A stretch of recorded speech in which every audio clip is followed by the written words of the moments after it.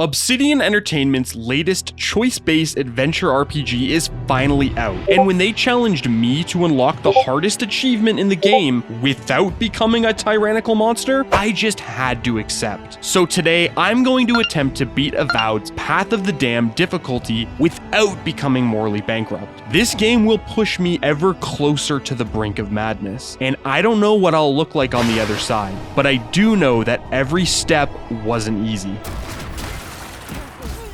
Dude, come on, man. Oh my god. I don't know how to, it doesn't make sense. Thank you to Obsidian Entertainment and Daredrop for sponsoring this video. And to start things off, I needed an identity, one that felt true to my quest. So of course I scraped together an appearance that would turn heads, and then pledged myself to the study of the arcane before choosing a name that matched exactly what I am. I am a wizard. I am a Wizard.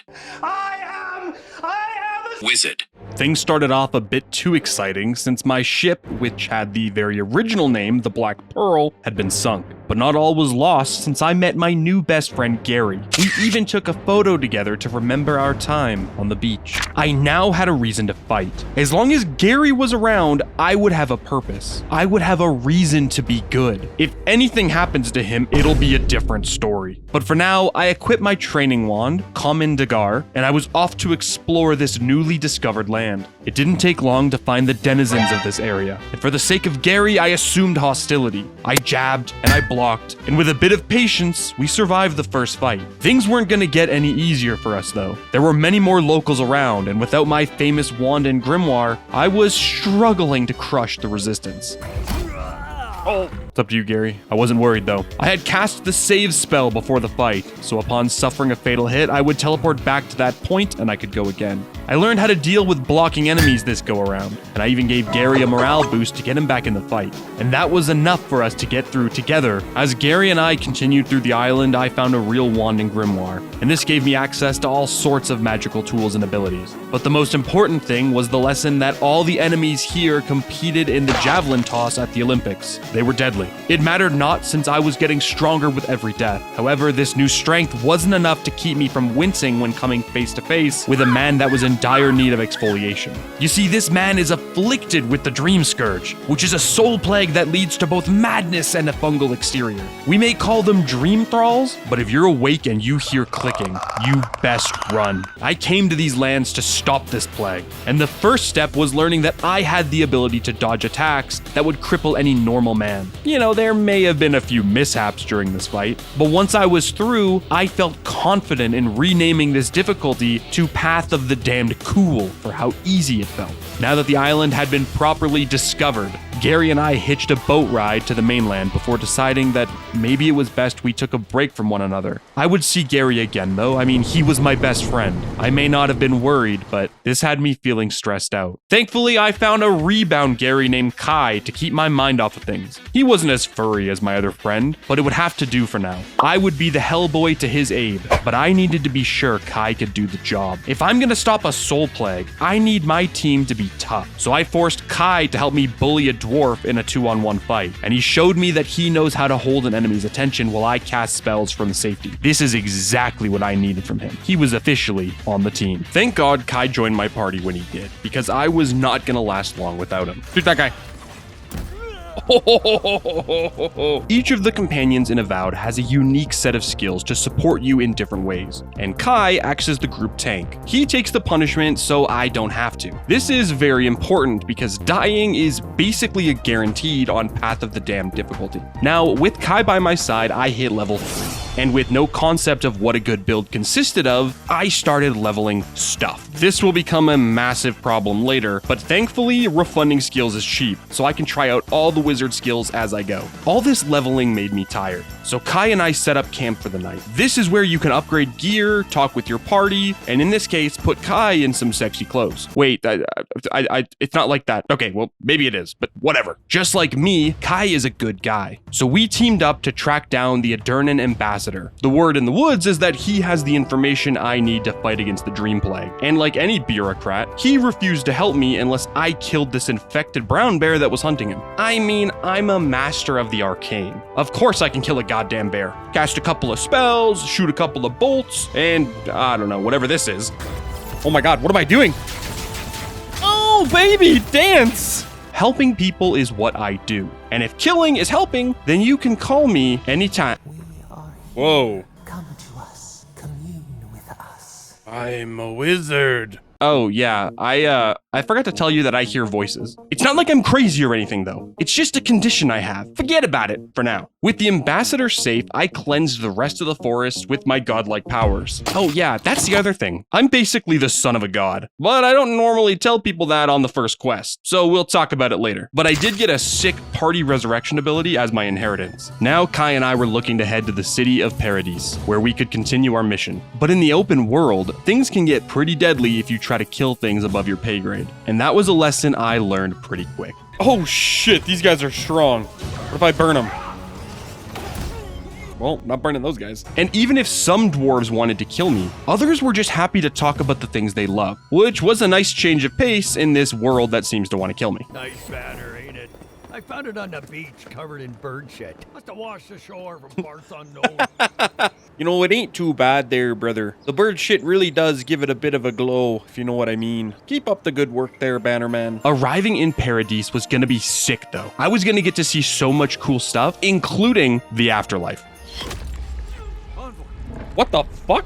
Yeah, so that god thing is a little bit more important than I let on. You see, my work here isn't done. I still had my best friend Gary to look after, and of course the Dream Scourge. But until Gary was safe, I couldn't die. So I got kicked out of the afterlife to come back and get shit done. Everyone was surprised to see me alive though, but I told them it was just a prank and that we could move on to some totally justifiable revenge. I will not be killed by some low-life scum. My lease on life was renewed, and I used my second chance to explore the surrounding areas of Paradise. I found some rare hidden loot that made me a better wizard because it increased my essence, which is also known as spell juice or mana. This was my first indication that the world was full of things to discover if you were to venture off the beaten path. I also learned that wizards have it easy since I can manipulate the world around me to get around easier. I was living the magical dream. And to make things even better, I reunited with my best friend Gary. He was happy to see me, but he had business that he had to look after. He told me we'd reconnect after I dealt with my would-be assassin.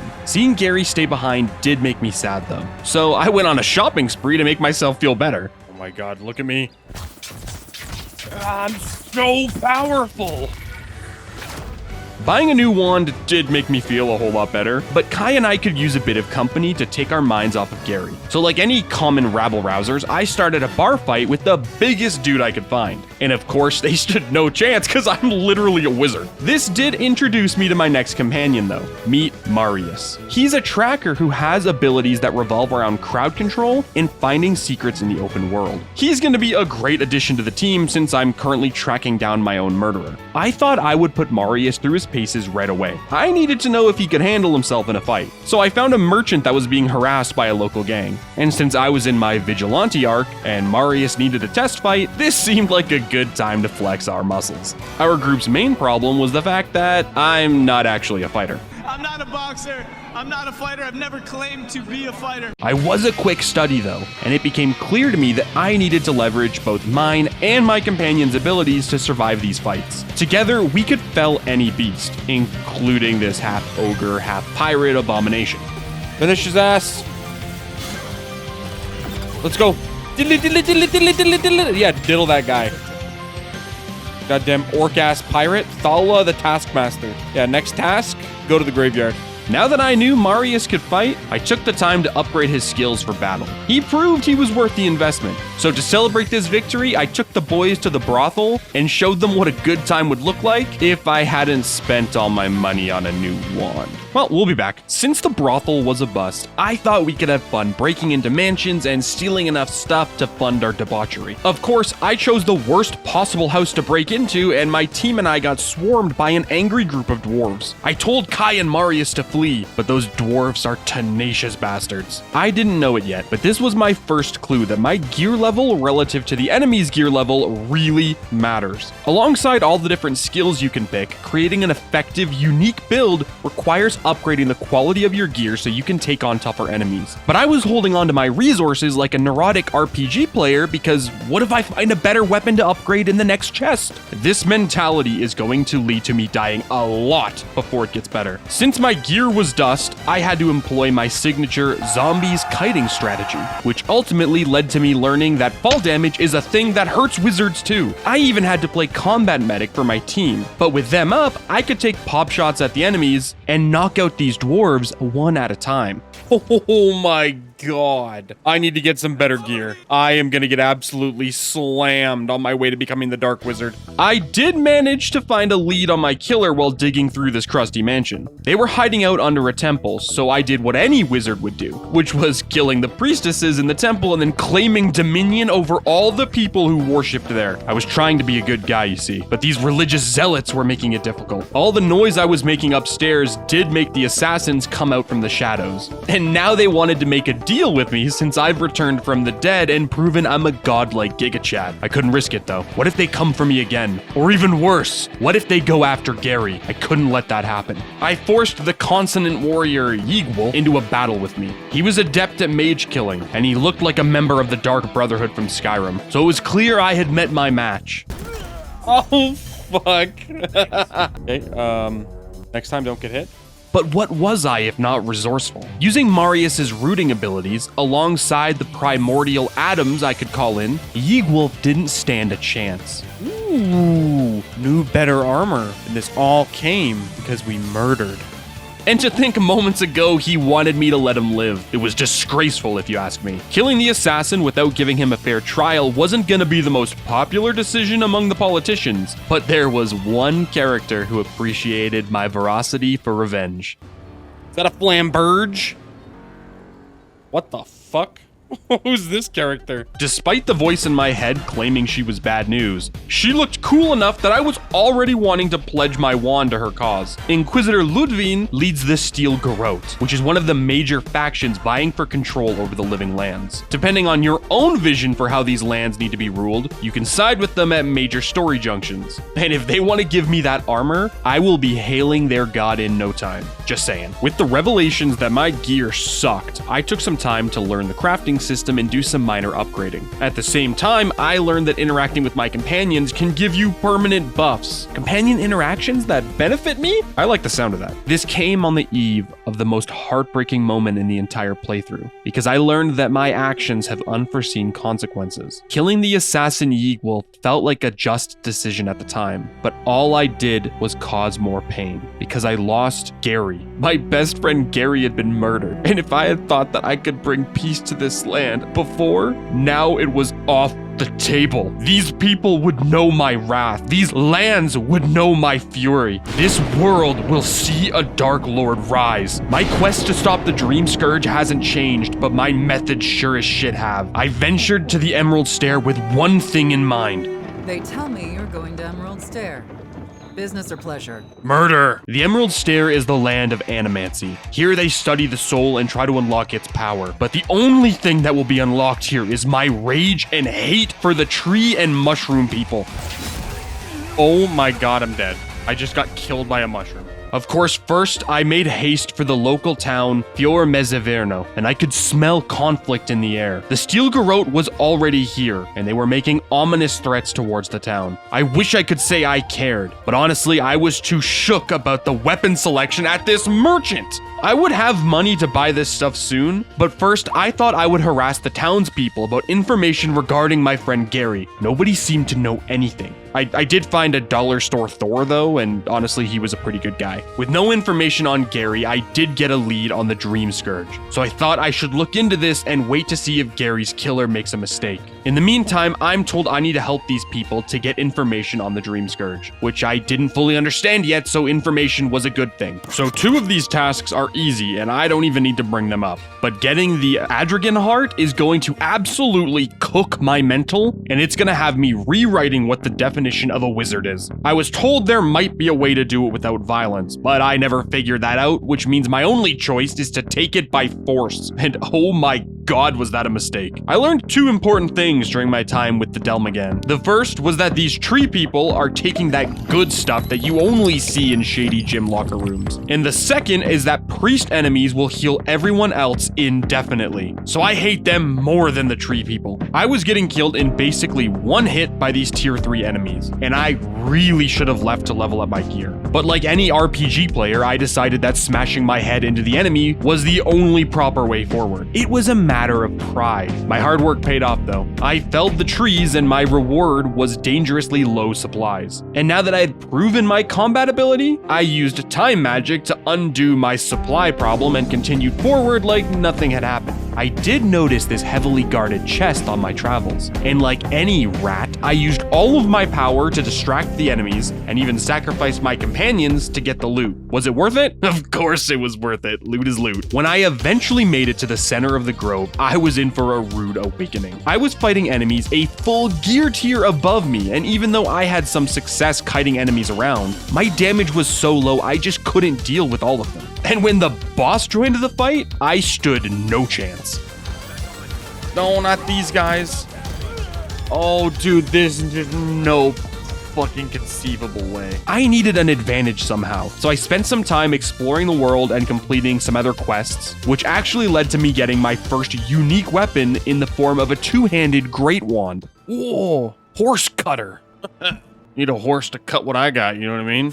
Look, I know what you're saying. Wizards don't use swords. Well, that's what makes a great wizard so great. They push the limits of what's accepted. If I want to follow in the steps of those who came before me, I need to be comfortable bending the rules. Not to mention, the intimidation factor is unreal. I also bought some new tools and went back for that heart. Did I have newfound confidence? Yes. Did it matter when fighting the tree people? No. I even tried grabbing the heart and just leaving, but they took that as a personal insult. Although I was told there was another way, my anger took over. I was going to burn down this forest before I ever considered negotiations. Of course, that didn't matter to them. They felt confident in their ability to defend the grove. I might have been feeding into that confidence because of the mountain of corpses I was leaving, but then I remembered that wizards canonically used swords after I rewrote the rules a few minutes ago. With each swing of this sword, I did 10x the damage of a wand cast. And in fact, I was even able to stagger enemies when they went to hit me. I had found the forbidden magic of steel, and now that I had tasted blood, I wanted all of it. And I won't lie, fighting this way felt good. Getting to see the pain I was causing up close did nothing but fuel me. And with Gary's memory still fresh, I used that rage as fuel to dominate the creatures of the grove. And when the queen showed herself, I used the wrath of old magic before changing to my new magic to finish her off.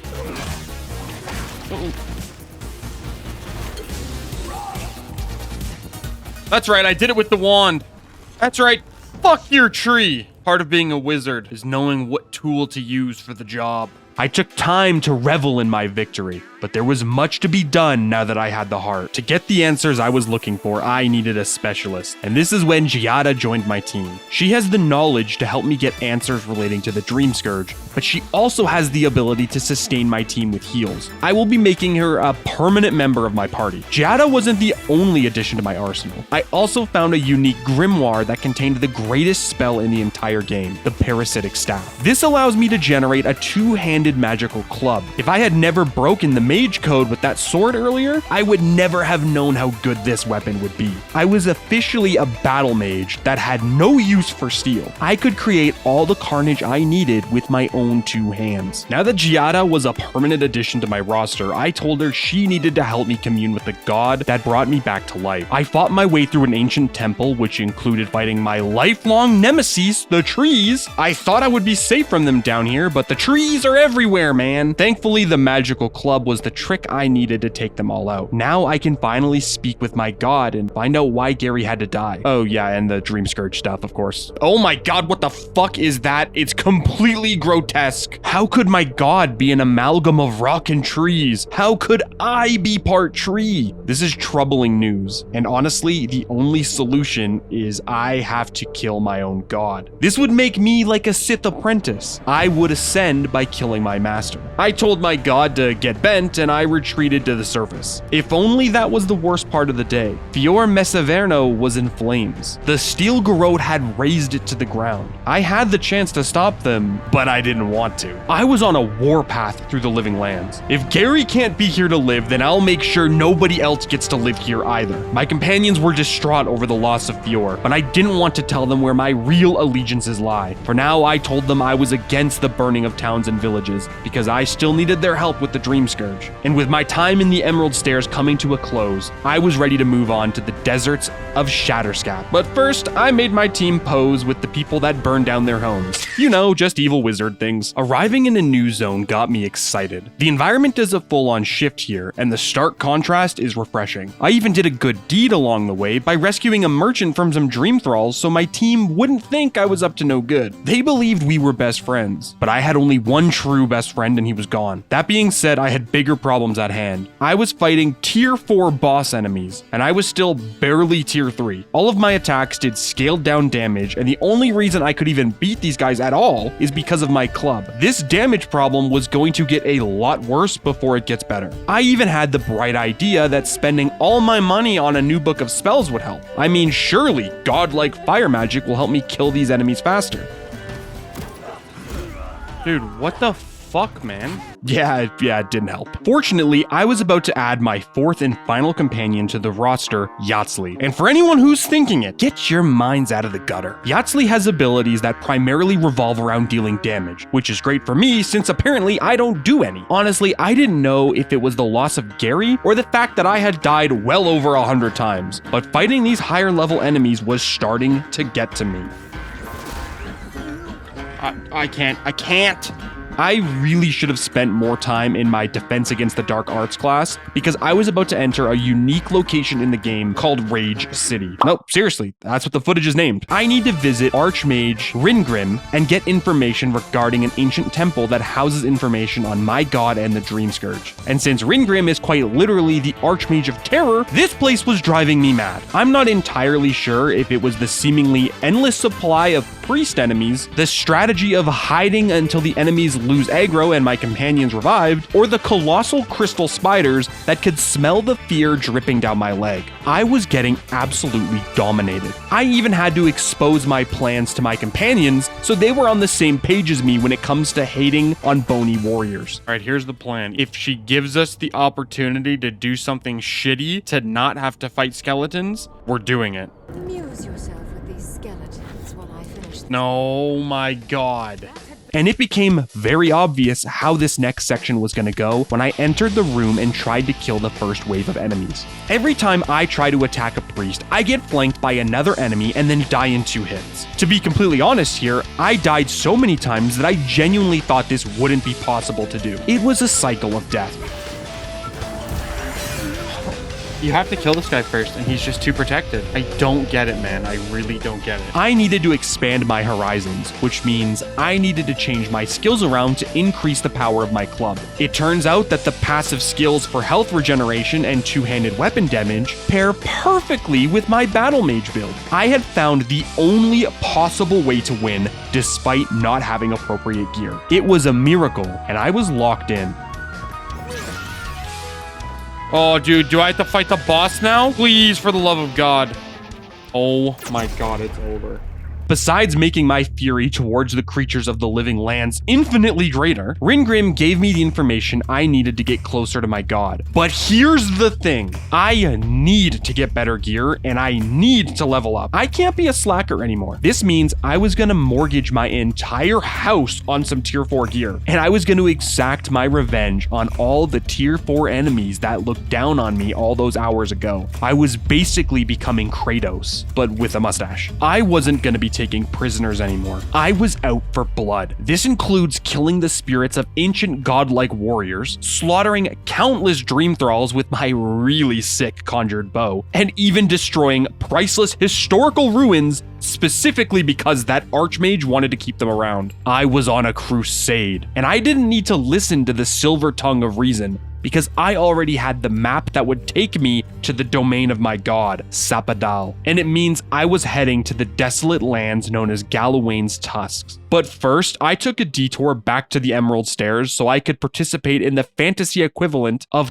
fighting and earn a juicy achievement for my effort. Now on to Galawain's Tusks. What you need to know about this place is that it would really suck to live here. There are massive people-eating bugs of legendary rank, but I crushed them all. There are giant ogres that kidnap people to try to start a constructive dialogue, but I don't negotiate with kidnappers. And there are even really stubborn dwarves that don't want to give me access to an area called the Garden, even though I can stop the Dream Scourge if I get there. Look, I get it. These dwarves have a sacred oath to defend the garden and they can't tell me where it is. I guess I'll just have to go home and call it a day. Or I could burn down their castle and force them to give me the information I needed, which worked wonderfully actually because some of the dwarves hated that castle anyway, and now they felt like they owed me. So it was actually the good guy choice. And you know what? I bet Gary would have been so proud of my decision. Now that the dwarves had given me the location of the garden, I was ready to make my final push toward the end of the game, where I would not only earn my achievement, but I would ascend to godhood and finally avenge Gary. This zone was a place of twisted reality. Memories and dreams were merged into one. This is also the place where I talked to the remnants of old gods that fought to imprison Sapadal eons ago. In reality, I was running through the fractured battleground of Sapadal's last stand, and it was here I learned the reason they were locked away was troubling, I know. I came all this way to find answers, and in truth, I already had them. Gary was gone and his killer would never be found. This reality was one I had trouble accepting, so I was going to absorb Sapadal's power and reorganize the lives within the living lands, so nobody ever has to lose their Gary again. This of course meant it was finally time to reveal to my companions that I never cared about their cause. It was all just a means to an end. It didn't take that well, but I was a god now and they had no choice but to accept it. I felt guilty, sure, but I had no other choice. The living lands still needed a leader, and as I fought my way through the debris of Paradise without my companions, I knew the only person who could do this job was Inquisitor Ludwine. I bent the knee to her and basked in the glory of our conquest. For not only had I finally felt like Gary's death was avenged, I had completed Avowed on Path of the Damned difficulty and earned my achievement. Oh wait, wasn't the challenge to do it without becoming morally corrupt? Oh fuck.